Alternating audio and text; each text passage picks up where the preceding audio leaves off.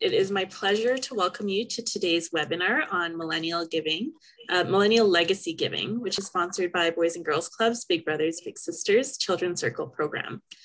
My name is Denisha Balushivji, and I am the Manager of Development and Communications with the agency. I thank you all for being here today for this important conversation. Please note that this webinar is being recorded and closed captioning is available to anyone if you click on the button at the bottom of your screen that says live transcript and includes subtitles. In the spirit of reconciliation, we wish to acknowledge that we are on Treaty 6 territory, the traditional meeting grounds, gathering places, and traveling route of the Cree, Saulteaux, Blackfoot, Métis, Dene, and Nakota Sioux. We honor and respect the elders, the history and the language and ceremonies and culture of the First Nations, Métis and Inuit, whose footsteps have marked these lands, past, present, and future. I'd like to introduce our moderator for this webinar, our Children's Circle co-chair, Amarjeet Sohi.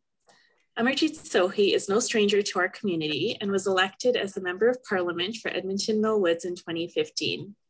Prior to being elected as Member of Parliament, Amarjeet was elected to 3 terms as our Edmonton City Councillor. As you may know, Amarjeet is currently a candidate for mayor for the upcoming Edmonton City Council election on October 18th. Amarjeet has supported Boys and Girls Club's Big Brothers Big Sisters as an ambassador for our agency in the community and in government, as an attendee at our annual Lobster Lovers Feast, which unfortunately we can't have due to COVID, and as a regular donor to our agency. And we are thrilled to have him as our co-chair for our Legacy Giving program. Amarjeet has received several awards in recognition of his community leadership and lives in Edmonton with his wife and daughter.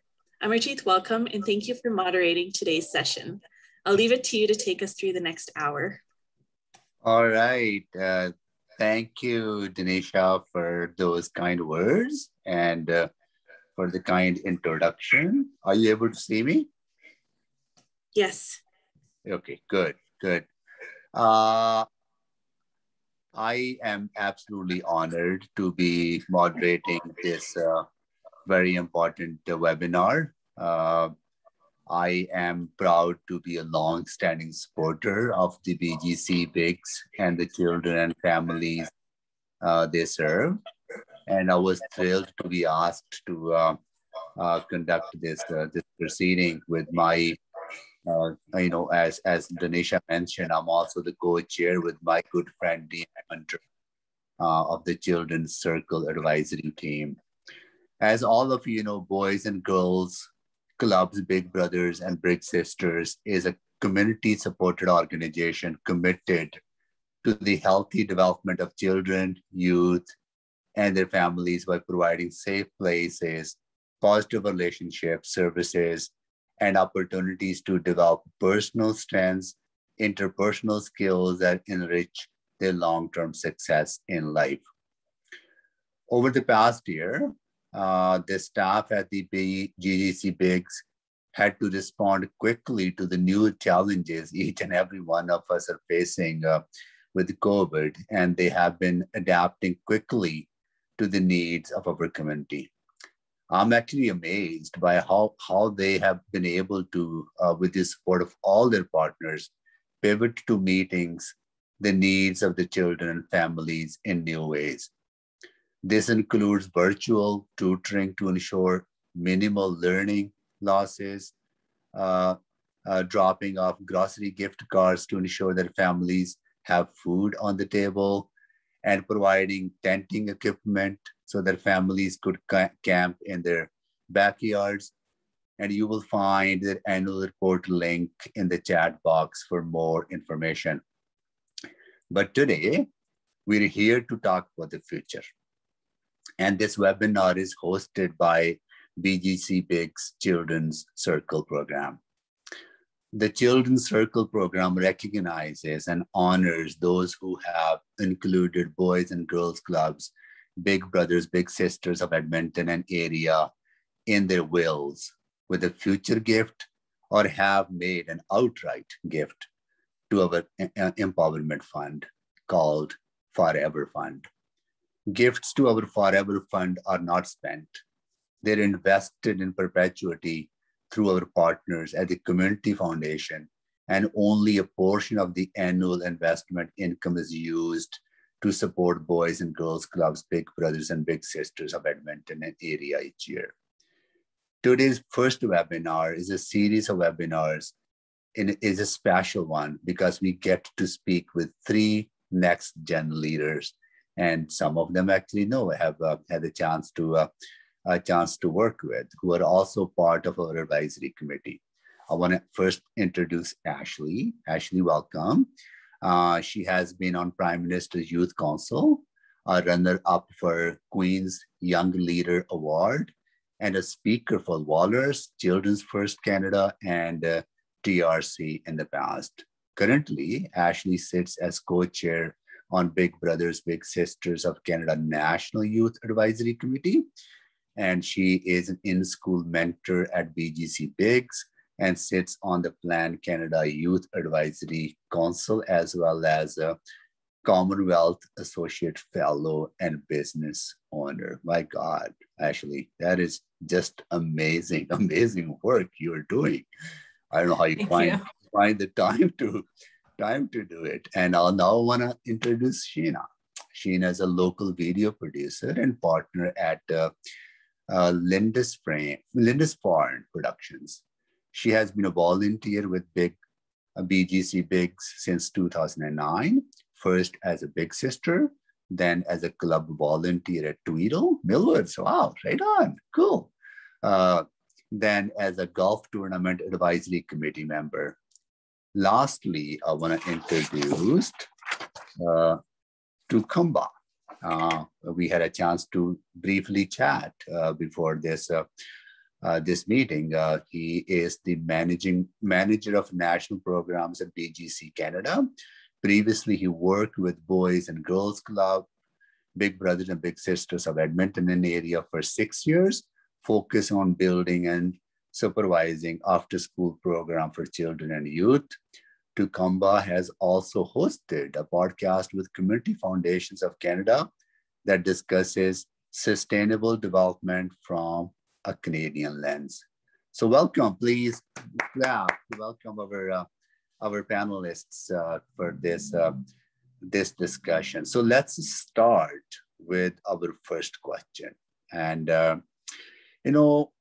often when we talk about giving back, we often think about money, but in this case, we also know that each of you have given your time to this organization, and not in a little way, but in a big, big way. So when you think about term legacy, what does that mean to you? And is that a factor in your motivation to give back to the community? So Ashley, why don't we start with you? Yeah, legacy is definitely a motivation for me to give back. Legacy to me is the active impression. It's that conscious and unconscious decisions and actions to give back meaningfully to the community. Whether it's big or small, expected or unexpected, it's still leaving a legacy. And sometimes you might not even know the legacy you left or the ripple effect it could have. And that's pretty cool. That's the thing, that sometimes we don't understand the impact that we're making, because that impact is sometimes long-term, right? And so I want to get your thoughts on this, Tokunbo, if you go next and talk about how do you see, when do you factor in what motivates you to give back? Yeah, you had spoken about how there are different ways to give that don't have to require money, which is great because I don't have a lot of money. Typically, when I think about legacy, it goes to that stereotypical kind of your name on like a library or like a hospital wing or something like that, which is great. That money does good things for people. But when I think about legacy, I kind of think of it more in the sense of community and people.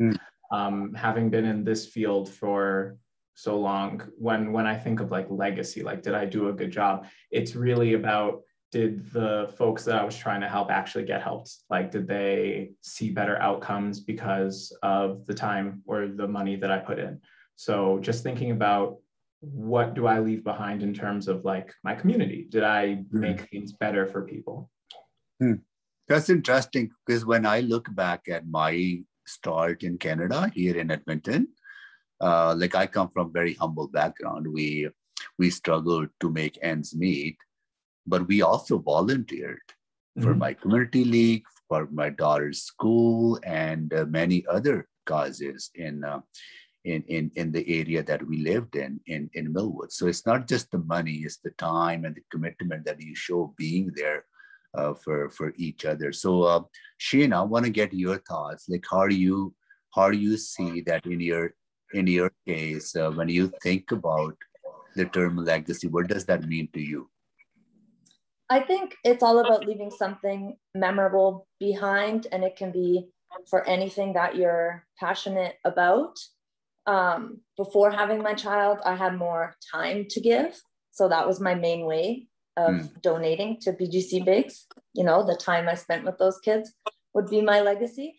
And now, while I still don't have millions of dollars, I can plan a legacy gift. I also think in leaving a legacy, it kind of sends a message to your loved ones, you know, what was important to you. So I hope that my son can either follow in my footsteps, get involved with BGCBigs, or, you know, another cause he's passionate about, something in his community. Tough to say right now. He's passionate about trucks and Paw Patrol. He's 2. But hopefully in leaving a legacy, you're kind of also sending a message to those around you that this is what was important to me, and to kind of continue on with, you know, what I started.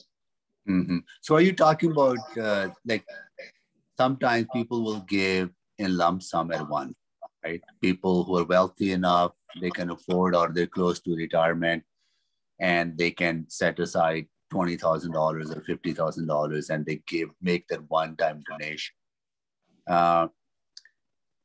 But people with sometimes I think people who may not be as wealthy don't think about giving because they think they cannot afford to. But if you set aside $100 a month or $50 a month and do that for a long term, is that the kind of a legacy that you think, well, would that kind of encouragement of giving will help average person to think about giving and building a legacy of their own gift? Definitely, a little bit at a time, all adds up. And then, you know, as morbid as it is, after you go, you have more to give. You know, you have maybe built up a bit of equity in your home, or this kind of thing can be worth more than you think. So while on paper you think, oh, I may not have that much money right now, when you go, it could actually really help an organization like BGCBigs. So one of the motivations, thank you for sharing all those insights, everyone. But one of the motivations of giving is that you want to accomplish something, right? You want to see change or outcome or result. And that result can be today, or that can be into the future. So when you think about giving, what do you have in mind? Like, what do you want to accomplish when you're thinking about giving? So why don't you start with you, Tokunbo, about like what motivates you to give? What kind of outcomes you are looking for? Outcomes that I'm looking for. I am looking to eliminate poverty, and not in a metaphorical sense. Like I want it to be done. So when I'm donating money, it's typically like going towards causes that are supporting that end, where we're either alleviating the short-term or the, I guess, like acute effects of living in poverty typically for children and for youth. And then when I volunteer my time, I'm also doing those kinds of things, but I'm also trying to affect kind of like larger change, systemic change that kind of advocates for wider sweeping changes that can have a more long-term effect to ultimately end poverty. So that's kind of my number one. I mean, the earth is getting warmer too. So like climate change is good too, but mostly poverty elimination. So have you seen impact through your giving, through your time and your money? I have. Or whatever you're doing, all the contributions you're making, are you seeing a difference? Thankfully, I have, yes. When it comes to work and the things that I volunteer my time for, a lot of it does get reinvested directly back into people that I'm lucky enough to like get to know. So I have seen positive effects and changes in their lives because of the resources that I'm able to put in. So that's been very rewarding.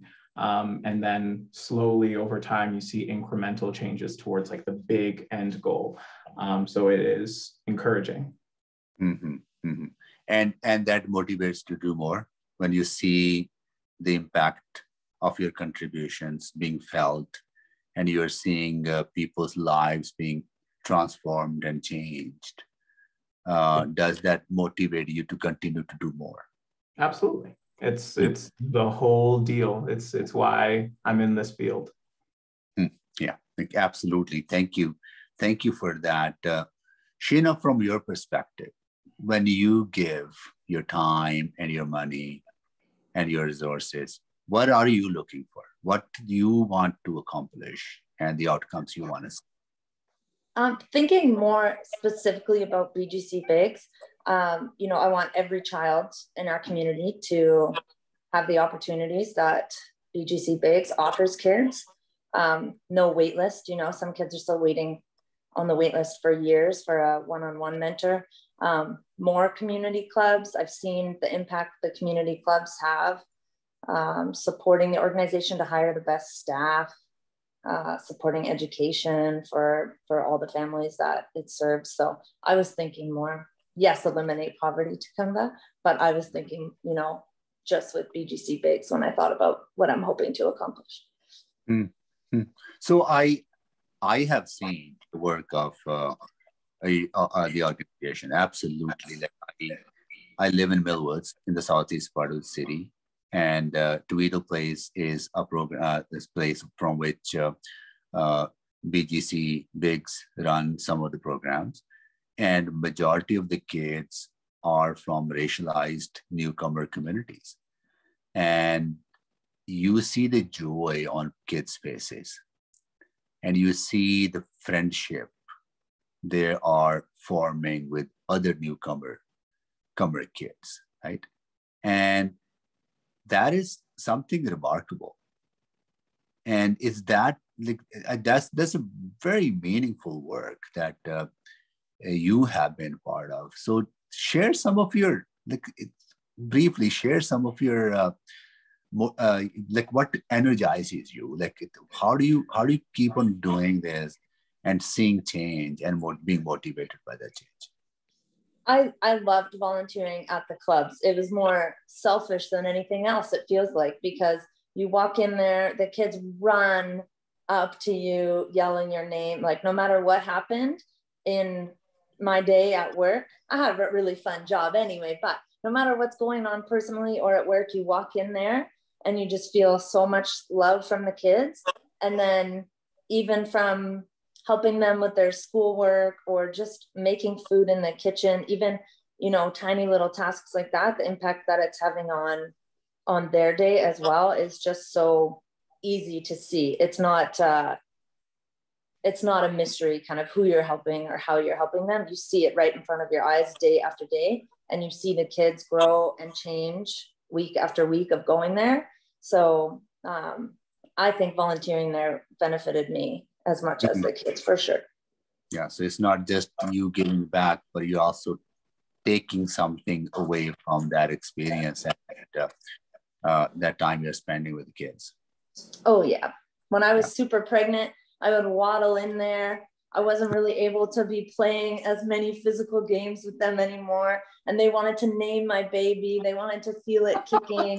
They wanted to make me snacks that didn't make me sick. Like, they gave me so much love when I was at that point in my life. So yeah, I loved volunteering there. Well, that's so amazing. That's what a community is, right? Yeah. That's what a Yeah, I community love is. those kids. So Ashley, I want to come to you. Like you have wealth of knowledge and experience and the amazing work that you have been doing. So from your perspective, what are you looking for when you are giving your time and resources? What do you want to accomplish? You know, Sheena really brought it into perspective. When I volunteer at club or with my mentee, it's that same experience when the kids run up to you and they're so excited and they have like, because I only volunteer once a week, but I volunteer at club and when I could go to club as a volunteer and then mentoring. And these kids would run up to me with like list of things that happened throughout their week that they had to make sure that they told me because it was so crucial. And then like updates on their lives, what's going on, figuring out how I'm doing, what's new with me. And it's just like these strong relationships that just fostered with all these different kids and then my mentee. And that's my goal, is to foster and to have more interconnected relationships among myself, but also encouraging that with other people. Growing up, I was raised in a family that is diverse in like ethnicity, ages, interests, and views. So like family get-togethers are always a good time. Sometimes not a good time. That's okay. But the reality of it is exposed me to comfortability of communications, building those connections, listening, and staying true to myself and my ideologies. And that's something I really enjoy. And as we see, there's still in our community a disconnect or misconnections with people. And we can see that when it comes to ethnicity, age, gender, interest, views, and more, there's still these disconnected relationships and the struggle to communicate, and it can cause I don't want to say fight, but it's like there's this disconnect between people and different groups. And sometimes it just comes down to having those conversations. And it's hard to see my peers and other people, like my friends, family, my mentee, or even the kids in my club or stories online and myself face some of those discriminations. And to me, building a foundation in effective communication, active listening, curiosity, and like interest in one another, and staying true to yourself while still being willing to grow is so important. And it just helps form those incredible relationships where knowledge and experiences are shared.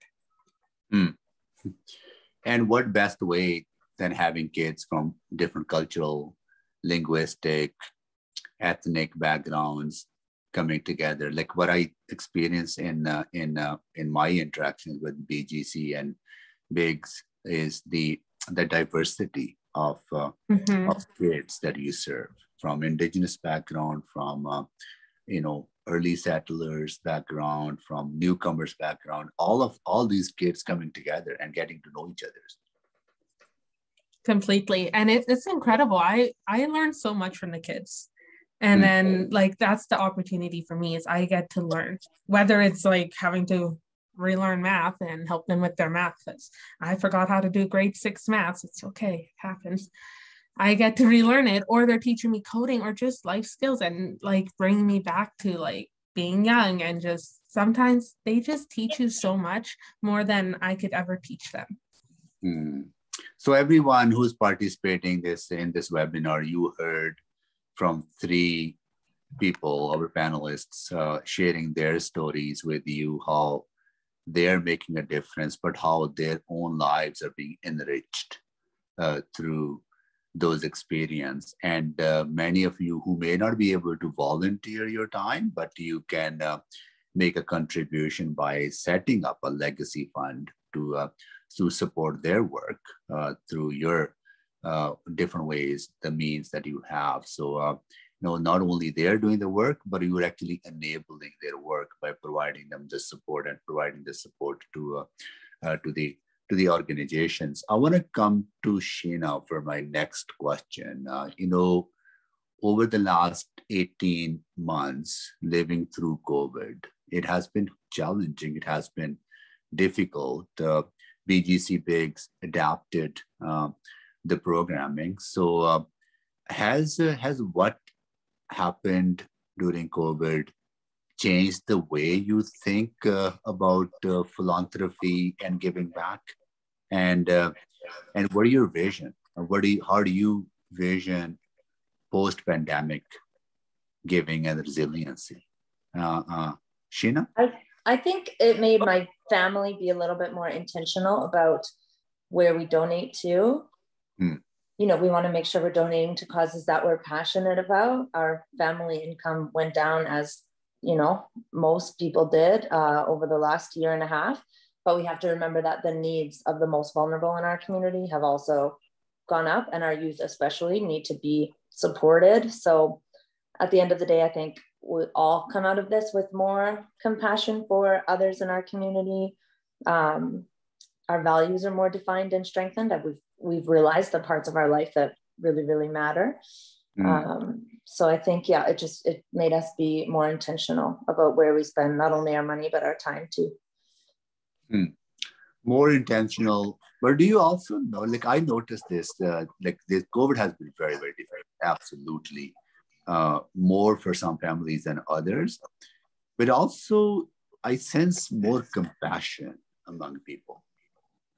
Do you think because that outpouring of compassion, can we turn that into something more sustainable long term to bring change in our community?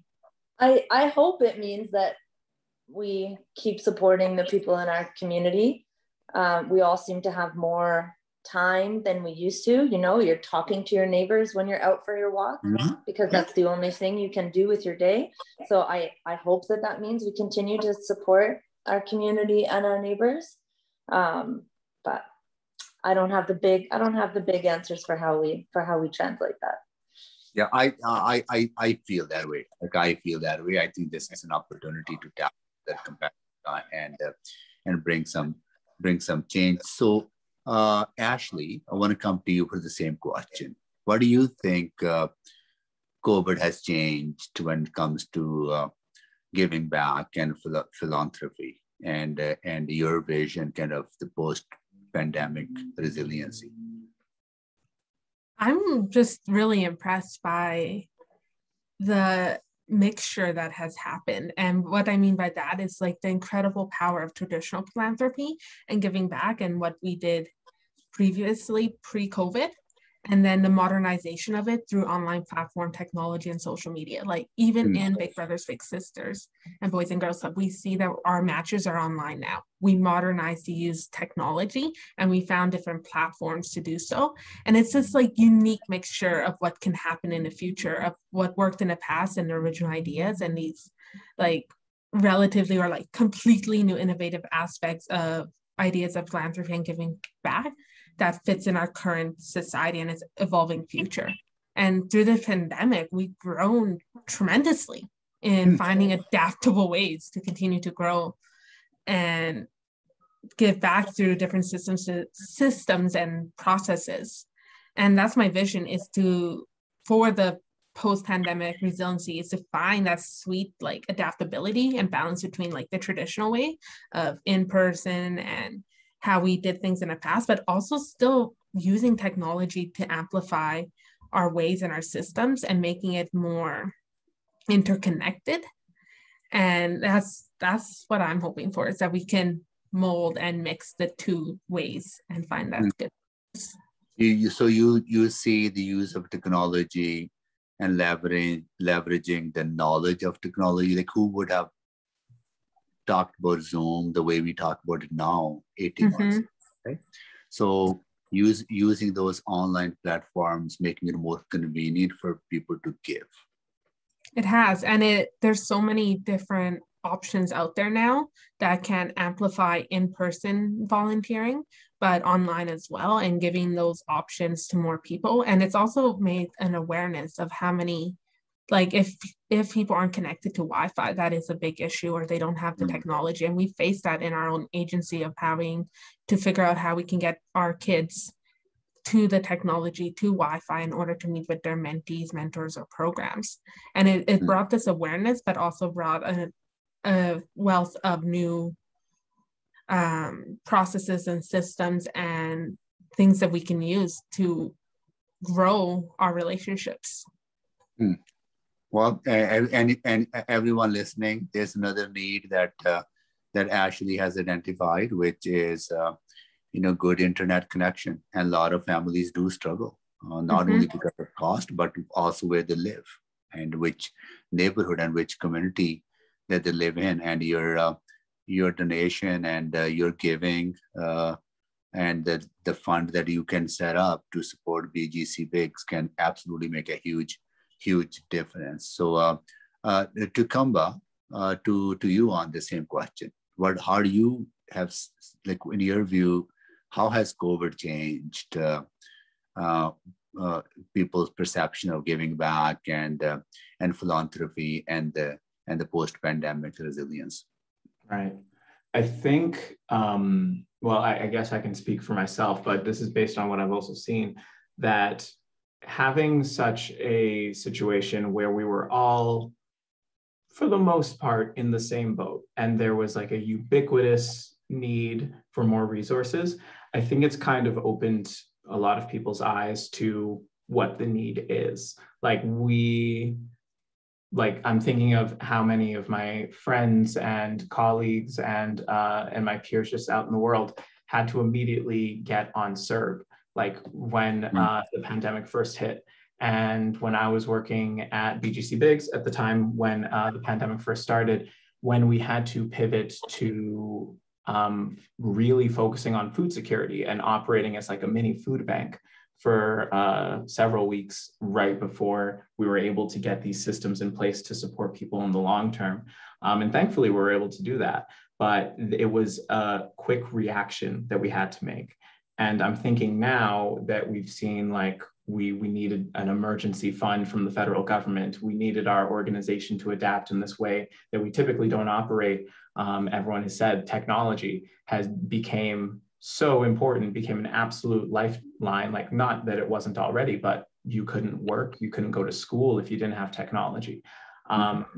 We had to react. So now going into the future, we need to create kind of a proactive approach to giving, to philanthropy. We need to have these kind of built-in systems that are going to be able to support people when they fall on hard times, because hard times are going to happen. And being prepared to support those people through our giving, through our systems, through our resources is going to be more important than ever. I know one thing this COVID has revealed is that precariousness of the situation, particularly those who are already vulnerable in the community. They become more vulnerable because of the pandemic, and we are seeing that the impact of that in our communities. Yeah, that's why I was hesitant to say that we were all in the same boat, because we were, but we also weren't. It's actually quite expensive to live in poverty. And when your whatever income that you had gets taken away because of a pandemic, or when your kids' access to school or a school lunch program or something like that gets cut because everyone has to isolate, it compounds so drastically when you're already living in a precarious situation. So for those of us who can, we need to work to build systems that are going to catch everyone when these kinds of things happen. Yeah, that's another reason to give, like learning from these kind of crises and these kind of big events that we never imagined in our lives. And now all those social issues that were easy to ignore in the past are glaring right in our faces. And I hope this motivates more people to give these kind of legacy funds that will make a difference in children's lives. So no, thank you for sharing that. We have time for one more question, and I want to ask you, all three of you, what quick advice would you give to young people who might be watching this webinar, who are interested in giving back in their community, because young people may not have the financial resources, like all of you are young people, and you started as young as well, right? So, and who may not know where to start actually. Where can they start in that giving back process? Through their time, through their involvement in community work, or any other means that they can give back. What advice would you give young people who are interested in giving back to their community? Why don't we start with you? Well, I'll start with you, Tokunbo, just because that's where we finished off. Sure. Quick advice. I think the best advice I'd ever heard on this topic was actually, I think it was career development advice, but I think it works pretty well here. If you could do one thing for your community that you couldn't tell anyone about, that you couldn't put on your resume, that you weren't going to get paid to do, think of that thing and then do that thing. And you'll probably be surprised at how quickly that thing comes to you. And it might be a very small thing that you just do over time. Let's say like you've always wanted to work at or volunteer at a food bank. It's only a couple of hours a week. Go ahead and just start doing that. And then you might find that you have a passion for food security, and then it builds and you meet other people that you want to collaborate with to build long-term. And then that's just how you fall into your cause. So I would just think, try and drill down to that thing that you want to do to serve your community and just start. So find that one thing, that purpose that you, or easy thing that you think in the community is available, start with that. Okay. Ashley, what do you think? What advice would you give to young people who are interested in giving back in their community? I get this question so much from young people and my peers, and my answer is always the same. Follow your passion, follow your areas of interest. Even like if it challenges you, follow your passion, because when you're making a decision on deliberate and conscious opportunities to give back, choose what makes you happy, reflect on your desires, take action on those goals that you want to accomplish, become what you respect, and doing what makes you happy is what works, because there are going to be challenges even when you volunteer, like going through a global pandemic. And that changes how you give back, or there's going to be different growth opportunities and your priorities may change, but giving back to your community is a lot easier with happiness, interest, and passion. Follow your passion, get involved. Sheena? Definitely follow your passions, and also look at how your passions might align with the needs in your community. If you have a really unique skill or interest, and there's a need for people to learn that in your community, that kind of thing. Also, this is like BGCBigs is kind of organization you can really grow with. So when I first got a little sister, I didn't have my own kids at the time. So that was why I wanted to, volunteer with kids. I loved kids, volunteering at the club. Whereas now that might not, fit with my life. Now I can help out on committees, look at legacy giving, that kind of thing. So an organization like BGCBigs that you can kind of change your capacity that you're volunteering with is something that I always really liked about it. Well, good. Well, really appreciate three of you for your time. I am at the end of the questions. Really appreciate your insights and your advice, and all to the people who are listening. Please think about getting involved. Think about giving back. You can, if you're thinking of setting up a donation fund, a legacy fund, there's a number of ways you can do that. It is very rewarding. You will help change people's lives, and you have heard some of the stories from our panelists on how you can make a difference in people's lives. So I'll transfer over to you, Tanisha, for the rest of the session. Thank you. Thank you to each one of you, Tokunbo, Ashley, Sheena, and Amarjeet, for your time today, for having this very important conversation.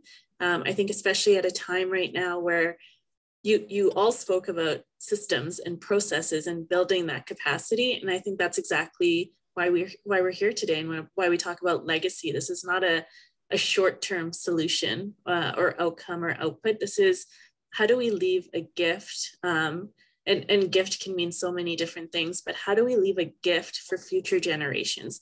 How do we start today in building those processes, those systems, so that, I know the ideal everybody talks about is in 50 years, in 100 years, we would have eliminated poverty and we wouldn't have to think about that issue.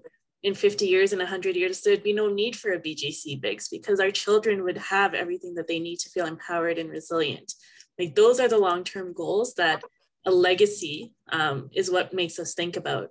So I just want to thank all of you for being here. I wanted to share with the panelists and the attendees that if you are interested in learning more on how you can leave a legacy, and like everyone said, you don't need millions of dollars to do it. I have a legacy fund and I am by no means a millionaire, but it took me 6-7 years to just build the minimum. But now I'm free to know that it's a fund that will last forever. After I'm gone, it will continue to give out. Even if it's $100 a month, it'll continue to give out forever, long past the time that I'm gone. So that's really what legacy giving is. So it's not reserved for the over 50, over 60 when you're thinking about your will. You can be in your 20s and 30s and start thinking about what is your legacy and what's that immortality that you want to leave long after you're gone. So for more information about that, of course, you can visit our website, which is on the screen. The website has my direct contact information. I'm happy to have a conversation with anybody who might not know where to start, but wants to do something. And we're also very proud to be part of the Willpower campaign, which is happening across Canada this month. And you will also find that information if you go to willpower.ca. It'll teach you like step-by-step how to leave something in your will, some of the tax implications, some of the benefits. So really that logistical legal information that might be boring to some, but actually has some very interesting information for people who are thinking about what they can leave in their will. Also wanted to share that we are having, like Amarjeet said, this is the first of a series of webinars, and we are planning to have our next one on November 4th. So please save the date. This one is going to be about women in philanthropy, and we are very happy to have our other co-chair, Deanne, host that webinar specifically about women in philanthropy. So we will send out more details in weeks to come, and stay tuned to our social media for that as well. So again, lastly, thank you to each of you for being here today. We hope you have a wonderful rest of your afternoon and evening. And thank you for your kindness and for giving and your compassion during this very turbulent times, and wishing each of you and everyone here your safety and health, because that's all we can hope for right now. Thank you. See you, everyone.